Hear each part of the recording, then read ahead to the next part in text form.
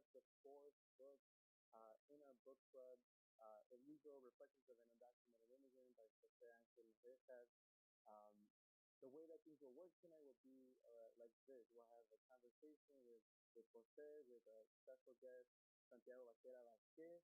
Um, so we'll have that conversation between both of them, and then we'll actually have a chat where you can enter your questions for Jose for the last few minutes of our conversation tonight. So get those questions ready, put them in the chat, and we'll be taking those to ask for Jose at the end. I'm really excited because this book sparked a really great conversation yesterday with our book club, and I'm sure that you all will enjoy hearing a little bit more about the book and hearing different Jose, um, some of his thoughts on the book and reflections on what he wrote here. And so, really excited for this. So let me give you a formal introduction to our guest today. Um, we have Jose Ángel Navejas.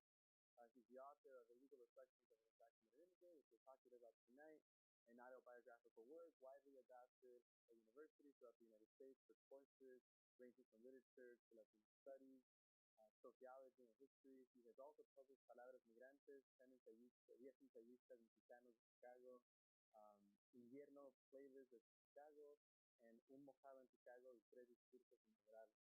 Jose Ángel received his PhD in Hispanic Studies from the University of Illinois in Chicago in 2020, which might make him the first undocumented, not documented, immigrant to receive a doctoral degree from an American university. Joining us, very special guest, Santiago Vaquera-Vasquez. Santiago Vaquera-Vasquez is an intention for this process, ex-DJ, Chicano writer, painter, and academic, an associate professor of creative writing and Hispanic Southwest literatures and cultures at the University of New Mexico. He has also taught and lectured at universities across the United States, Latin America, and Europe. He has also held Fulbright fellowships in Spain, Turkey, and Poland. His books include Algún día te cuento las cosas que he visto, Luego el silencio, One day I'll tell you things I've seen, and In Lost Be Found. His most recent books are his photographic capsules of photos, stories from his travel in Turkey, Yavanti Extranjero, and the novel Nocturno de Frontera, widely published in Spanish. His literary work has appeared in anthologies and literary journals in Spain, Italy, Latin America, and the United States.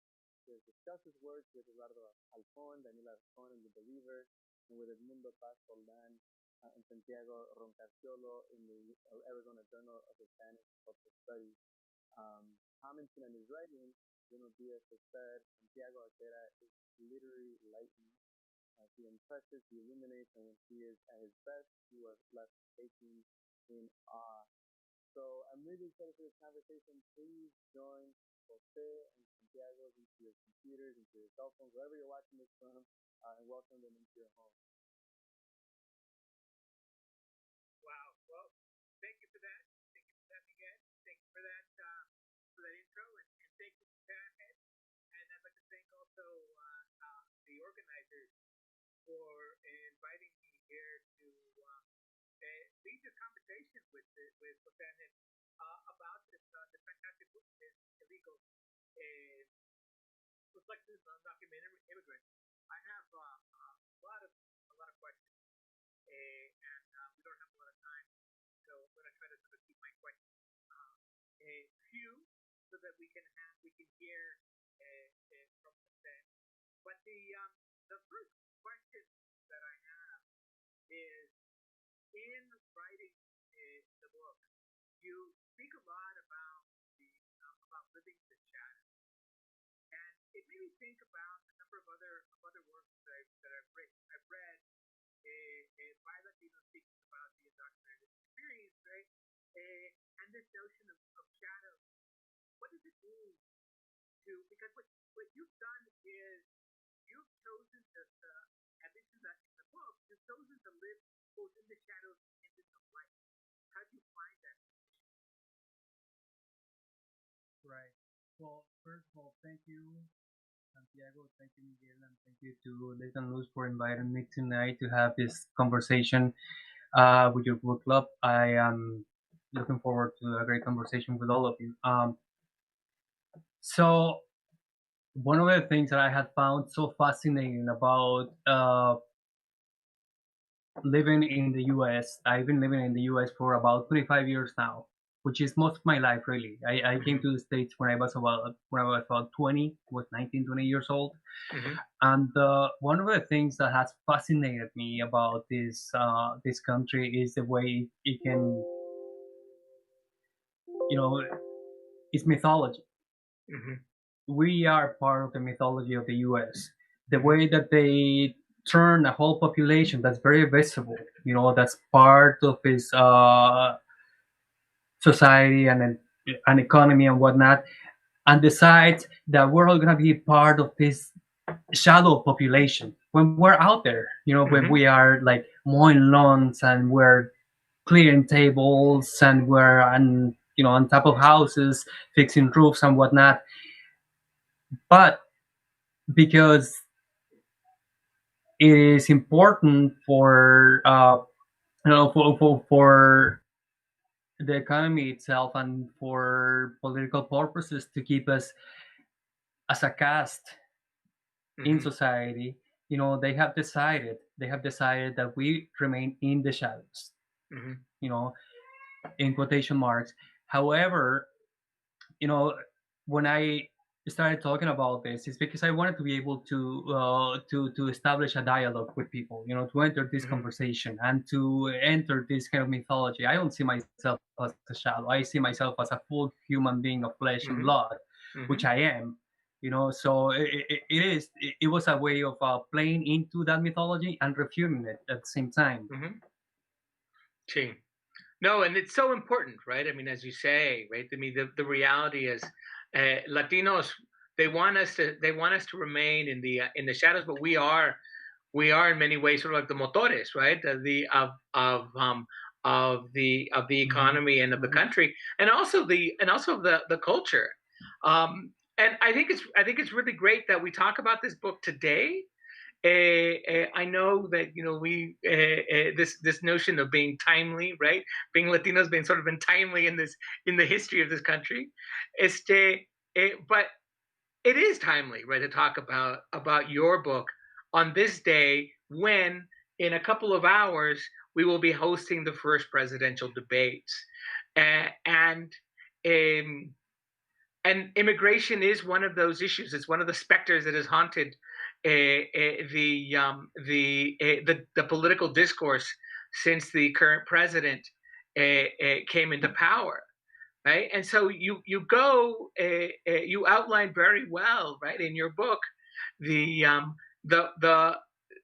policies that have impacted your life as an undocumented immigrant under the previous administration. But how are those policies in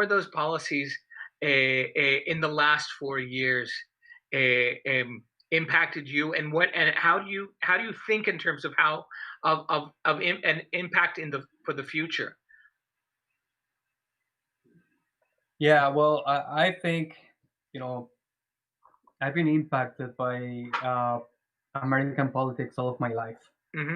Seriously, as far as I remember, because whether or not we want it, I mean, being right on the backyard of the U.S., Mexicans grow up. I mean, at least people from my socioeconomic background, we grow up with the notion that we are somehow part of this imperial project already. I mean, we form part of it, as future employees, future people who will migrate to the U.S. When I was very little, my uncles used to come to the U.S. and go back to Mexico every now and then, and like every few years or so. So I learned from a very early age that was probably what will happen to me as well, because that's what I saw around me. So those policies impacted me from very early on, and they continue to impact me, until today. And I mean, and it is such an important issue because as we know, I mean, Donald Trump Mhm. came to power, with a political platform, Mhm. saying that people like me were rapists. Mhm.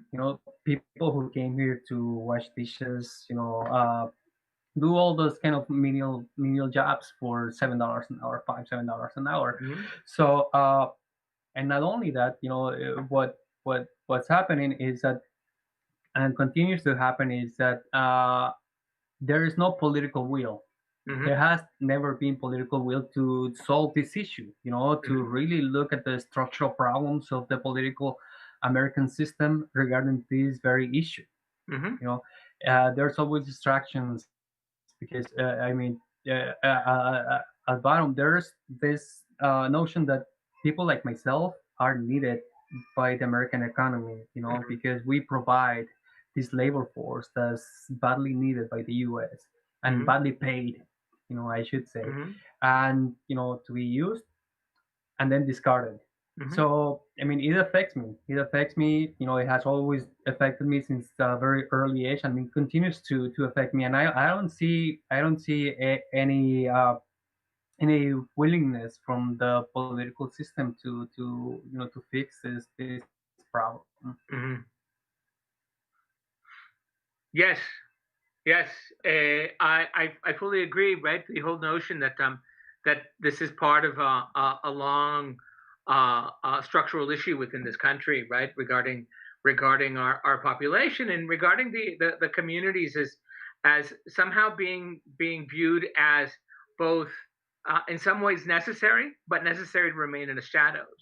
And I think that that for me, there's a really Hmm. interesting image in the book where you write about how you when you start to take classes at UIC, when you enter when you go to the university, you remember a moment of driving past when you were working when you had first arrived and you were working with landscapers, right? I believe, and Right. there is Yeah.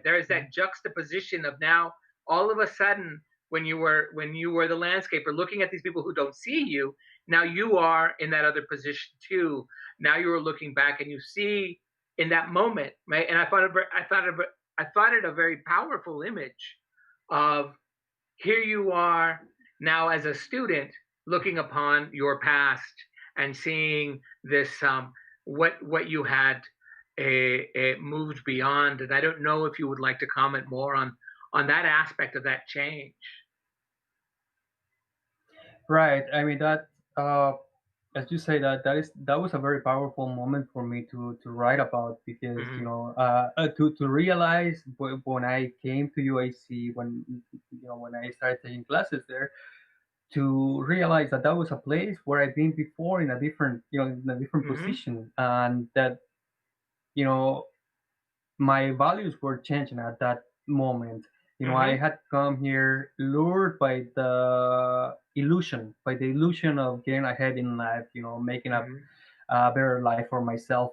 But then, something happened. Once I had an opportunity to become a reader, Mm-hmm. to come across books and Mm-hmm.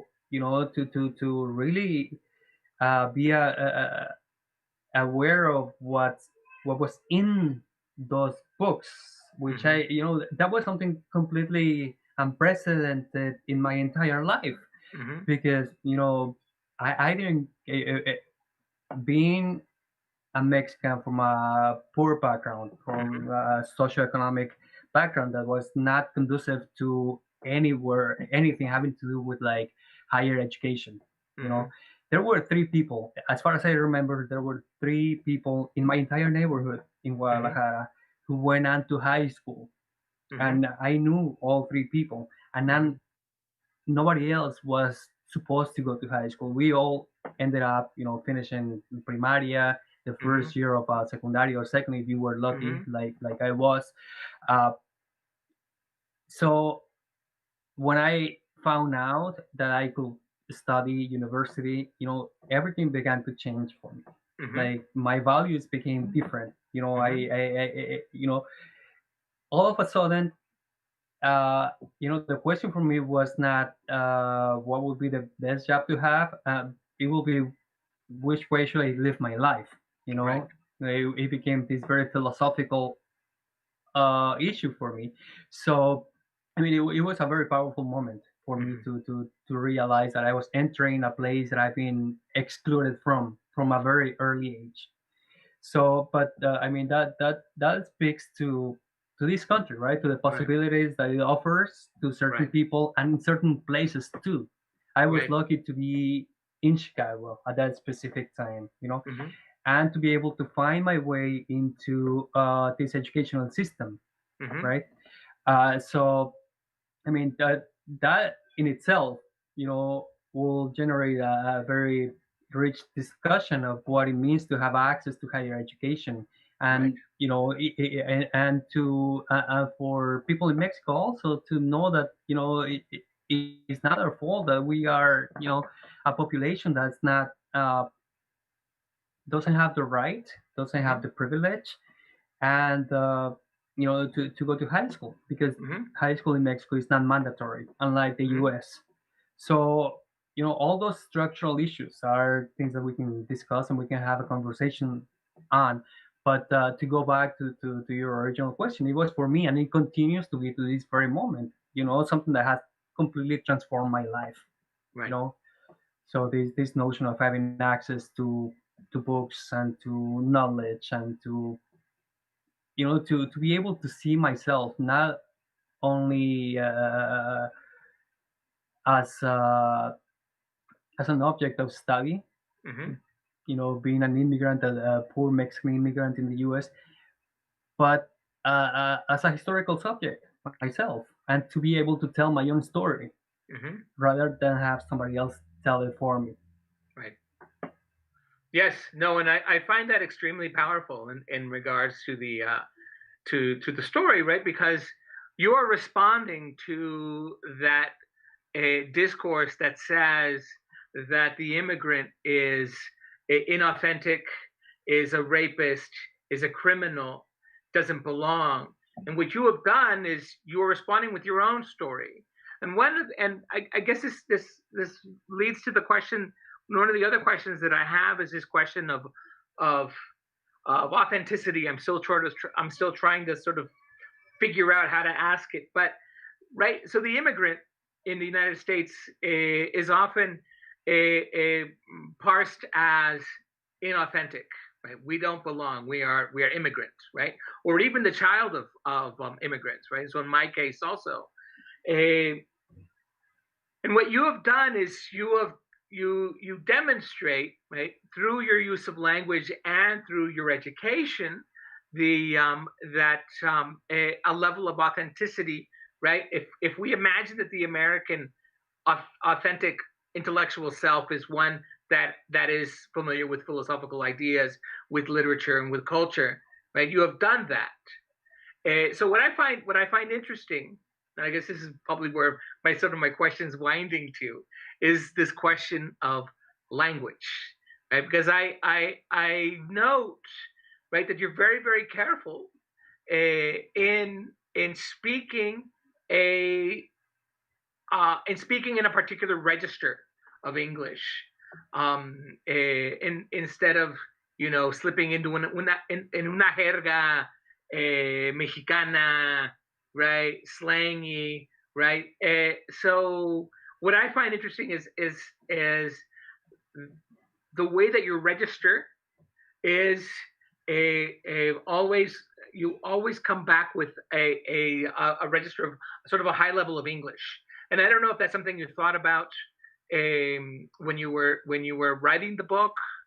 If this was a particular strategy of yours. Yeah, no, that is an excellent question. What happened in my particular case, as I said, I hear an echo. yeah, there's an echo. Okay. Okay. So what happened then was that you know what you have to understand is that I received my formal education in English. Mm-hmm. So that meant that the Spanish that I had brought with me was the Spanish of seventh, eighth grader. That's what I came with from Mexico, right? So when I began, sort of like the my formal education in the U.S., it was completely in English, Mm-hmm. and I was so bad at it. I mean, I had to study it so hard in order for me to be able to understand. Like, I was just going through some of my books just recently. I think it was through Rose Walden. I Mm-hmm. can still see some of those highlights that I did, underlinings of words like compost and whatnot, like words I didn't understand back then, but which I studied, because um, I really wanted to master this language. I've been uh, trying to understand it for a very long time because I consider myself a sort of like a colonial subject of the U.S. Because they're so present everywhere, right? Mm-hmm. American culture is present everywhere, and since you're growing up anywhere in the world, really, you are subject to subculture through Hollywood and through sports and whatnot. So it becomes sort of like a second language. I didn't know it when I first came here. I couldn't speak it, but I Mm-hmm. knew I wanted it. I really wanted to be able to speak it. So when I write in English, the language that I'm using is the language I learned in school, right? Mm-hmm. Sometimes I still have trouble speaking to coming up with, like, I don't know, more like informal language, because Mm-hmm. that's not what I learned in school, and the books don't speak like that either. Mm-hmm. So, and it was kind of funny for me because while I was learning English, I was losing my Spanish. Uh-huh. Sí. So eventually I had to go back and relearn all the formal Spanish as well.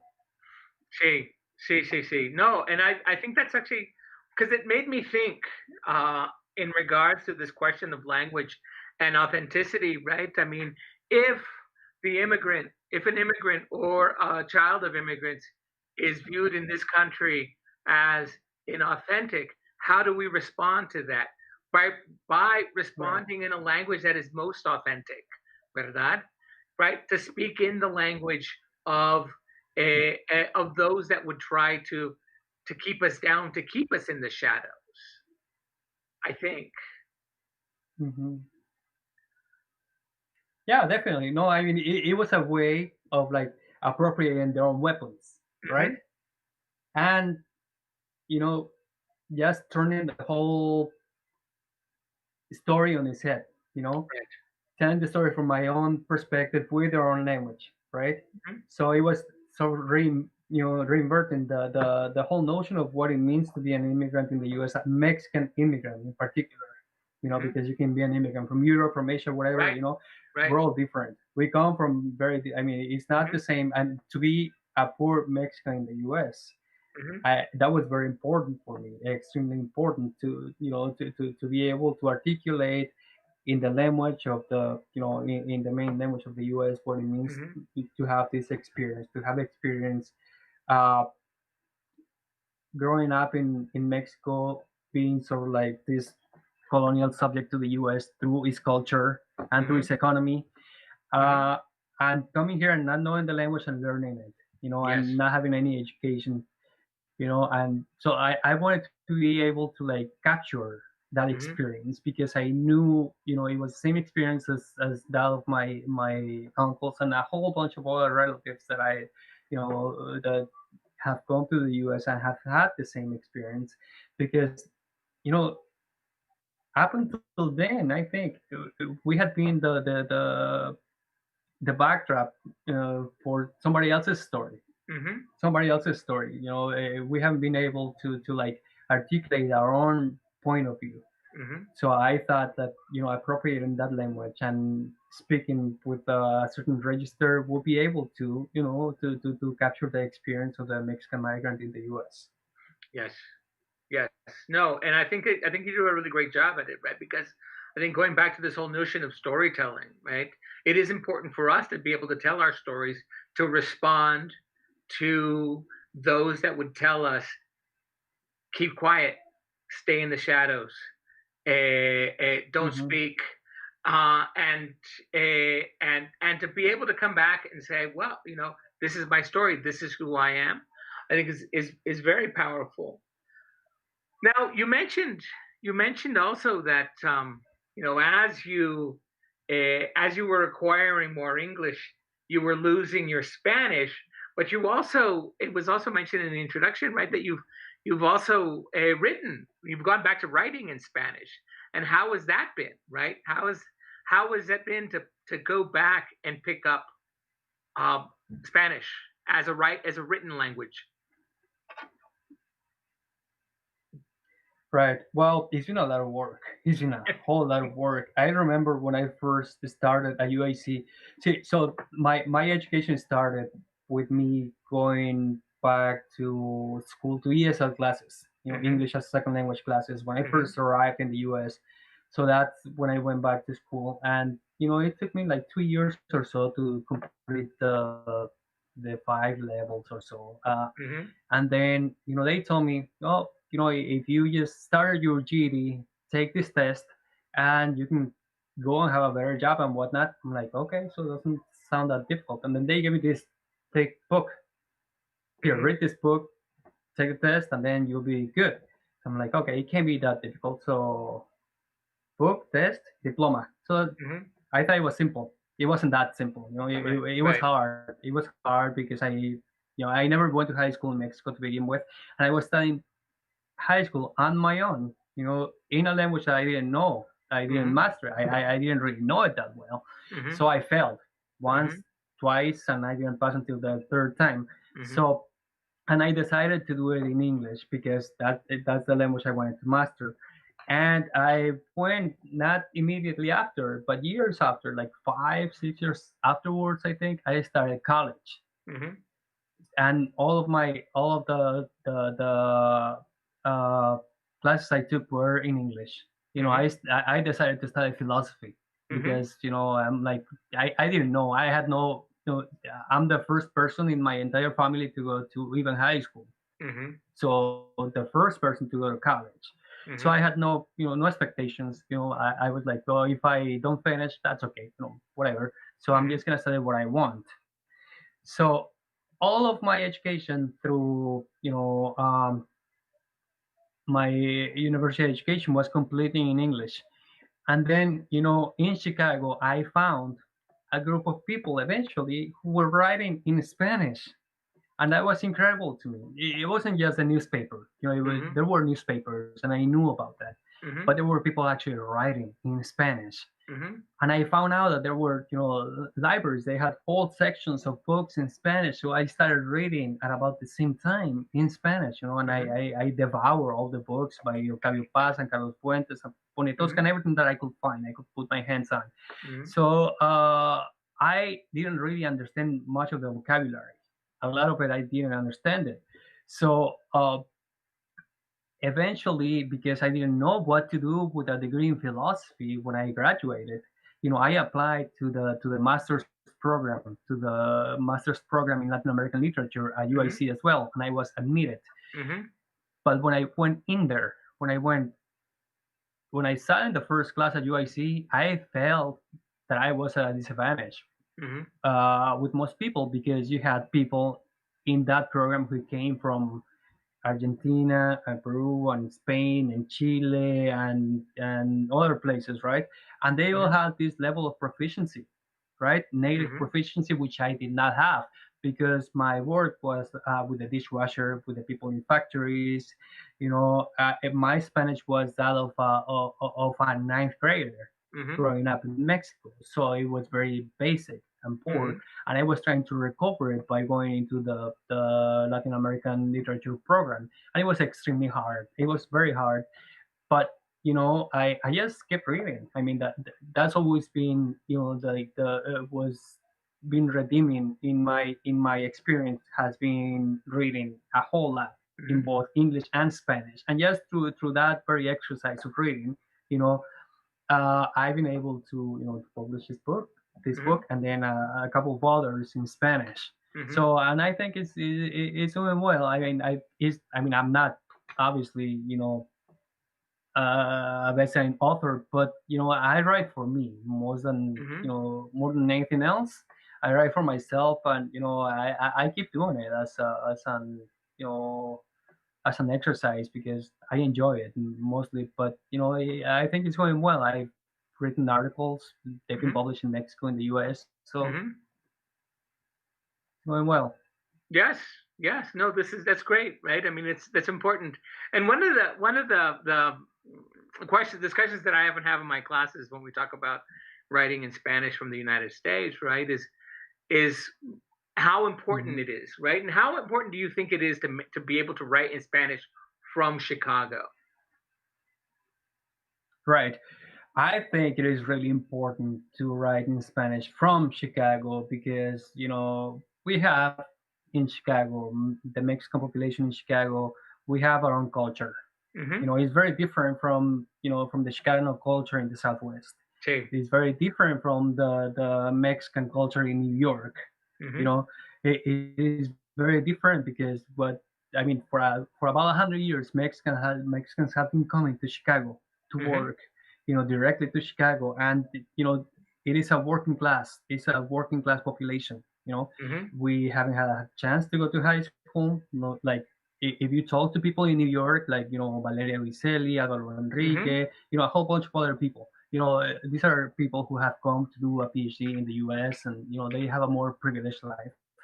Mm-hmm. In the Southwest, well, Mexicans have always been there. They've had a chance to go to high school and college and whatnot. Mm-hmm. So uh, Mexicans in Chicago are their own breed. So I think writing the Mexican experience in Chicago is something that's completely unprecedented because there's a whole movement. There's a Mm-hmm. literature that's been Mm-hmm. formed in Chicago, and it's a working class literature, which is Mm-hmm. unprecedented in Mexican history because Mm-hmm. in the entire history of Mexico, what you have is a small circle of people Mm-hmm. from the socioeconomic elite who have had access to a very awesome education and schools and whatnot. So what's happening in Chicago is the complete opposite because Mm-hmm. people in Chicago discover reading and writing in Chicago at the public libraries, Mm-hmm. which they don't really exist in Mexico. So Mm-hmm. that's at least not in popular neighborhoods like the ones that we come from. Right. So I think that's why writing in Spanish in Chicago is important. But I have to say one more thing because Chicago is a very cosmopolitan city now. It's not only Mexicans in Chicago Mm-hmm. writing in Spanish. There's Cuban, there's Mm-hmm. Cubans, there's Chilean, there's Argentinians, there's people from all over Latin America, Mm-hmm. right? So it's becoming this very uh, pan-Hispanic city, Mm-hmm. and it's really exciting what's happening in Chicago right now. Mm-hmm. So that's sort of just like to put everything in perspective of what's going on and why writing in Spanish from Chicago is important. Right.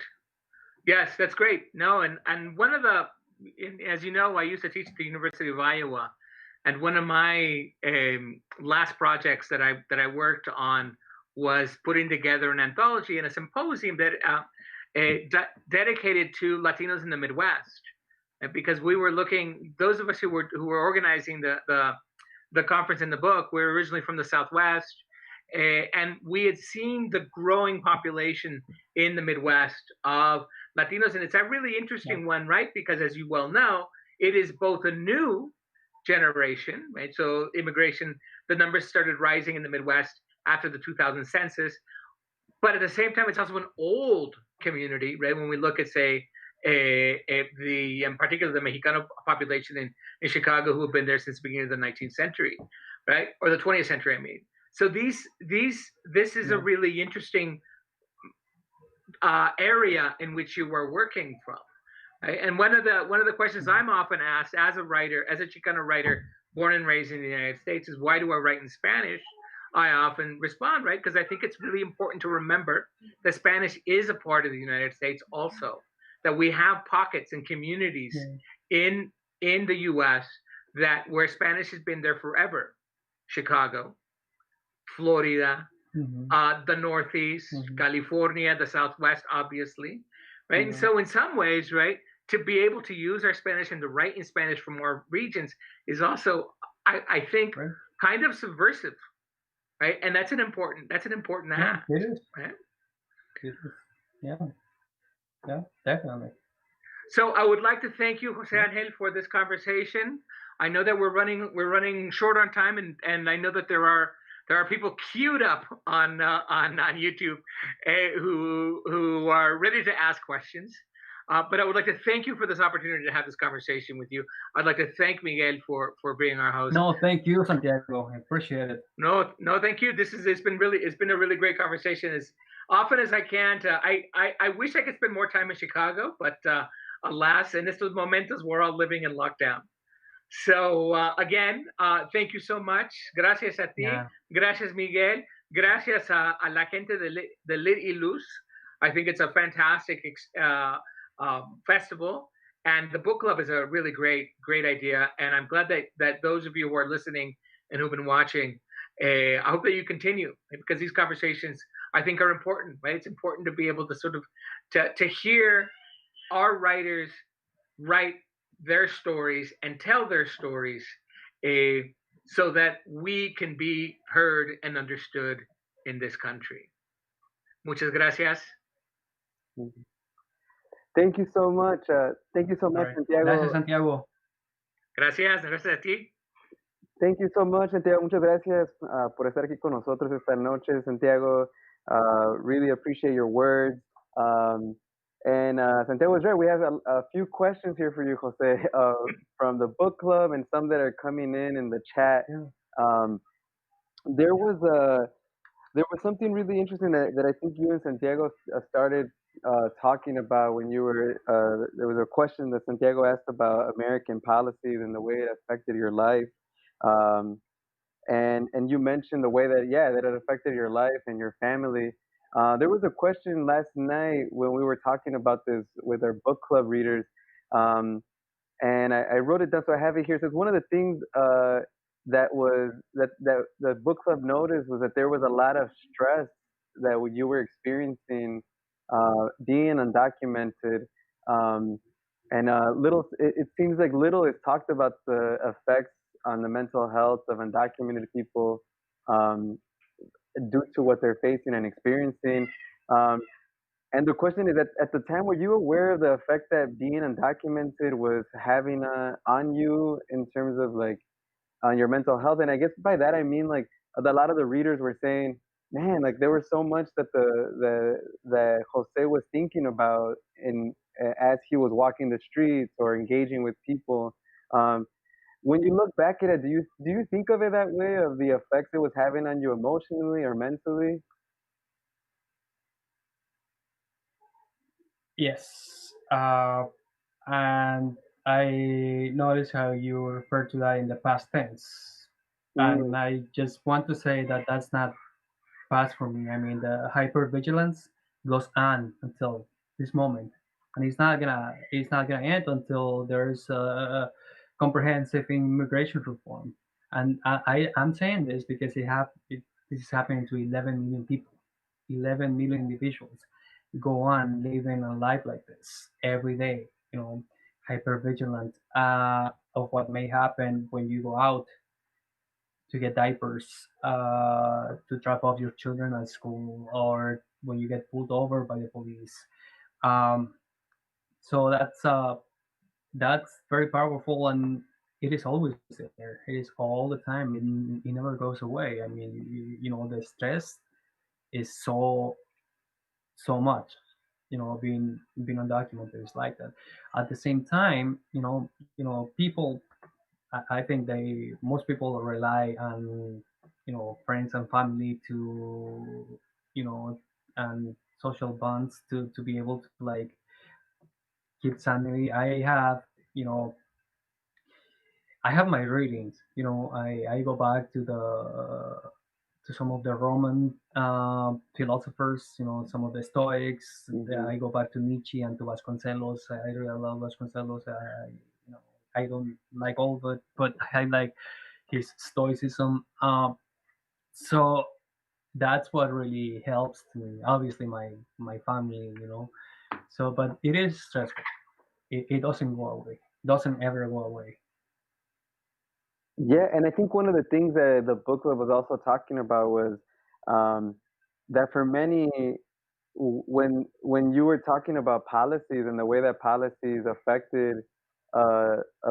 undocumented people, that through your perspective, a lot of the readers were able to see that uh, it does feel like when a that it does feel sort of incredible that a politician can kind of just like with a flip of a light switch turn your life upside down, right? Mm. And Yeah. it becomes very apparent in the way that you write. You know, when you talk about Congressman Sensenbrenner, you say, you know, I was in a waiter and that wasn't acceptable for Congressman James Sensenbrenner of Wisconsin, the proponent of the Real ID Act. Or when you talked about the xenophobic white supremacist Samuel Huntington, um, you say Professor Huntington is convinced that I am ungrateful, disloyal, and appreciative. So it always sounded like you were experiencing policy very personally. Can you talk a little bit about the feeling that comes with policies being made and how that feels?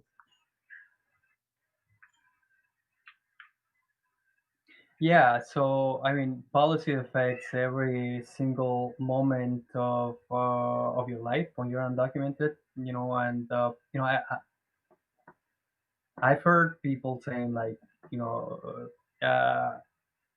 refugee author that I really respect and admire saying that, well, I don't wake up every day in the morning thinking, oh, I'm a refugee. Well, you know what I do? I wake up every single morning thinking I'm undocumented. And, you know, that's going to determine everything that I do going forward. You know, the kind of relationships I can have with people, the kind of conversations I can have or not with people. You know, now I'm completely open. You know, I go on and talk about this very issue because it needs to be spoken about. You know, what happens to me doesn't really matter in the end. It matters to my family, you know, but you know, if we want to really dismantle this appalling structure, we need to talk about it. We need to be able to change the narrative that says that, you know, because of an administrative problem, you're not gonna be able to live a life of decency anymore. So, but just to give you one very concrete example, like, you know, I mean, I don't know for how long I've heard politicians of both the left and the right saying that, you know, yeah, so we want the best and the brightest minds to like, you know, come to the U.S. and if you don't have a green card upon graduating with a PhD program from an American university, what we want is for you to have a green card stapled to your diploma, you know. But that's not the case. If you're undocumented, I'm proving to every single politician, including all Democrats, including Joe Biden, that that's not the case. That's not the case because, you know, I have graduated with a PhD and still I cannot get hired as a professor. And I will not because I belong to this caste, social caste that you need for for your economy to prosper. So that is one very concrete way in which, you know, policies have affected me.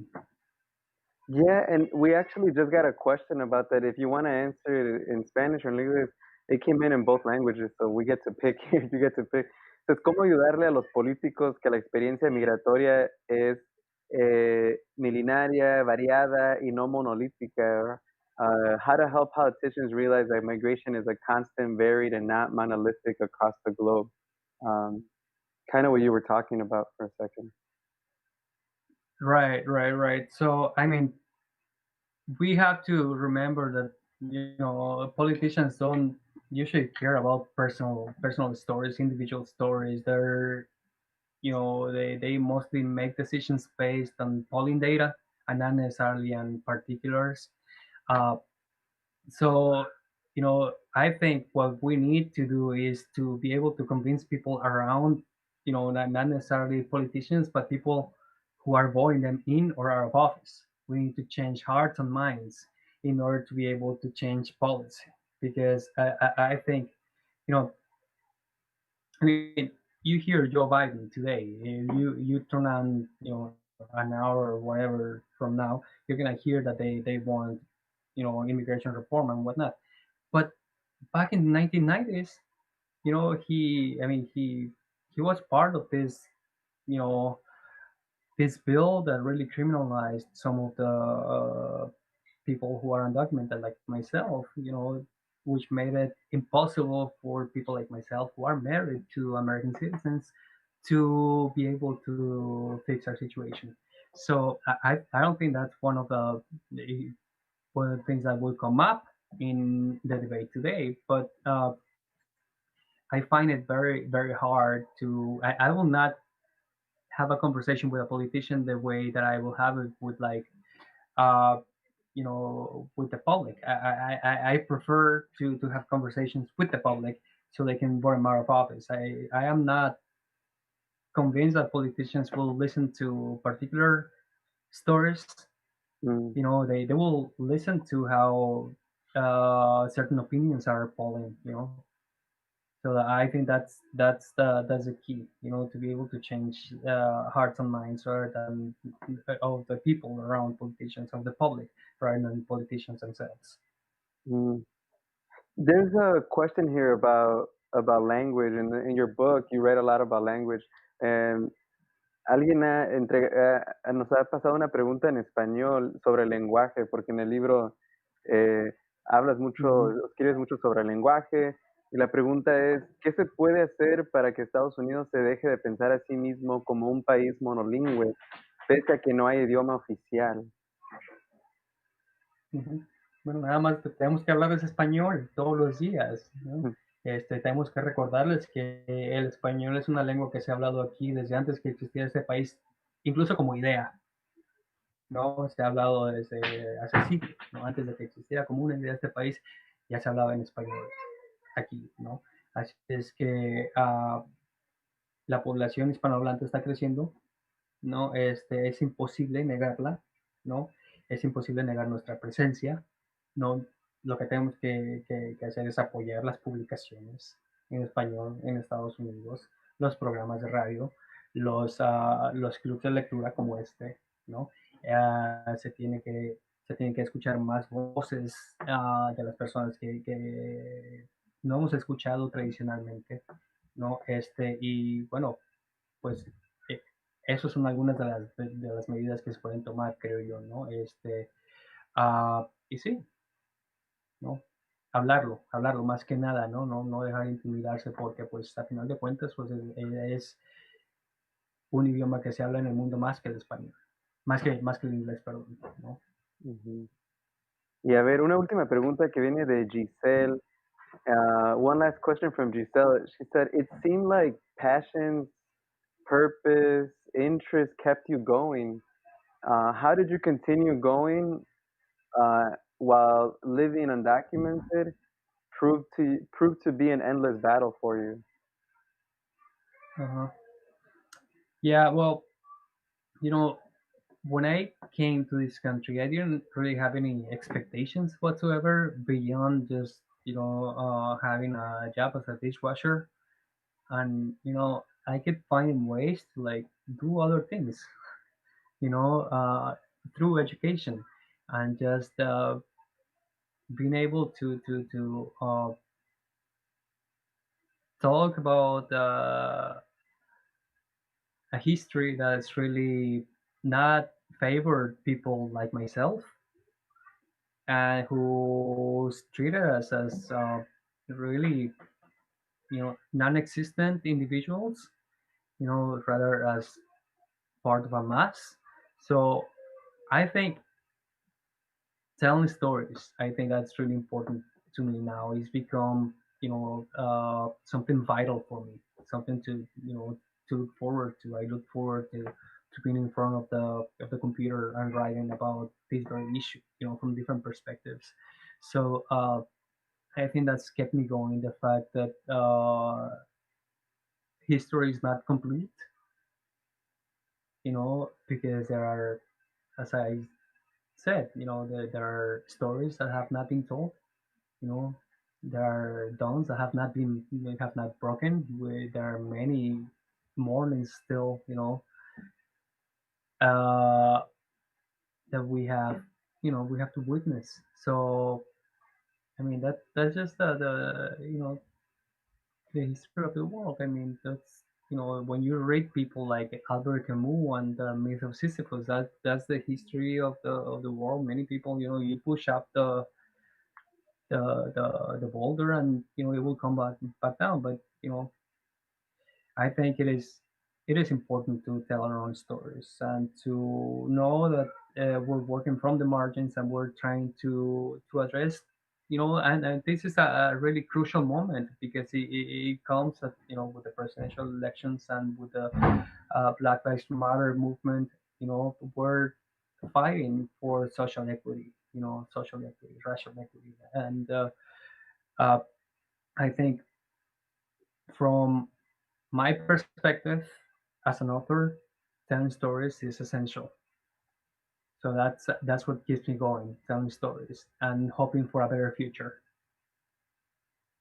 Well, Jose, I think that's a perfect place to end this conversation with us. Because I think that what you did in this book is exactly that. I think it was sharing your story, shedding a light on your experience that will hopefully, and well, yesterday proved from the readers that read it that it was moving, uh, and gave us a lot to consider. So thank you so much, Jose Ángel Navejas, for joining us tonight. The book is Illegal, um, Reflections of an Undocumented Immigrant. Thank you so much to Santiago Vaquera-Vasquez for joining us too. As they said, it's really important for us to share our stories. So pick up their books, check them out, read them, um, and thank you so much, Jose. Thank you all so much, and thank you, Santiago. It was such a pleasure. No, gracias a ti, mano. It was a great conversation. Thanks, Miguel. Thank you. Um, Tonight's music, before the show, as you heard it, was featured Flotando by Alma Fuerte. It's the solo project of Los Santos band member Jaime Garza. So I just want to add a few announcements for what's coming. The Lit Luz Festival this year is going virtual due to the pandemic that we're all living. So it'll be coming up very soon. It's October 3rd through the 9th. So please join us. It's our seventh festival. We're going to have a series of virtual programs. If you're not familiar with the Lit Luz Festival, the idea is here is to foster the creation of new art through international collaboration, and it create essential dialogue between residents of Mexico and the United States. This year, our festival, we're calling it Remix, Respond, Rebuild. Um, and we will have past participants and new participants of the festival responding to the issues that we're currently living, and that are impacting the U.S. and Mexico. So please check it out. You can go to litluz.org for the full lineup of all the events here. So we hope to see you there. We're gonna have chatting also, and in just like we had tonight, so you'll be able to engage as much as possible. So we'll have that opportunity.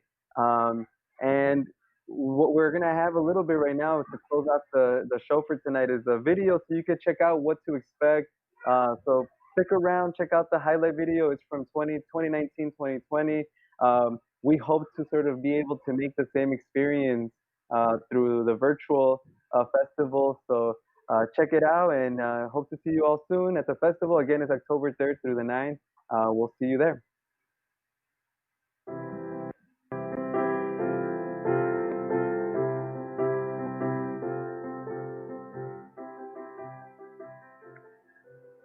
Festival, succinctly, in a word, I would say it's an adventure. First of all, because I don't think many artists get the chance to work with other artists, especially if they're from another community, another country. This really provided me a way to do that. El festival ofrece la oportunidad de poder tener dos experiencias, ¿no? Es una de los escritores de México que van a Chicago, y luego los escritores y los artistas también de Estados Unidos que van a México. Y lo que sucede es que aprendemos de los países y de las experiencias más allá de lo superficial, ¿no? A veces cuando uno solo se queda en su propio país, sí podemos leer, por ejemplo, uno de Chicago, podemos leer sobre la vida en México, la vida, lo que vemos por los medios, por la televisión, aprendemos eso, pero a veces es muy poco, ¿no? Es muy superficial. I've renewed faith in the whole concept of cultural exchange, which gets it gets a lot of play in arts circles, but I feel like this was a really deep cultural exploration. And to see that there is a kind of common language across all those cultural experiences, but also across art forms, because there's artists here, filmmakers, visual artists, writers, there's a DJ, and to see that we find common ground was just incredibly moving and inspiring.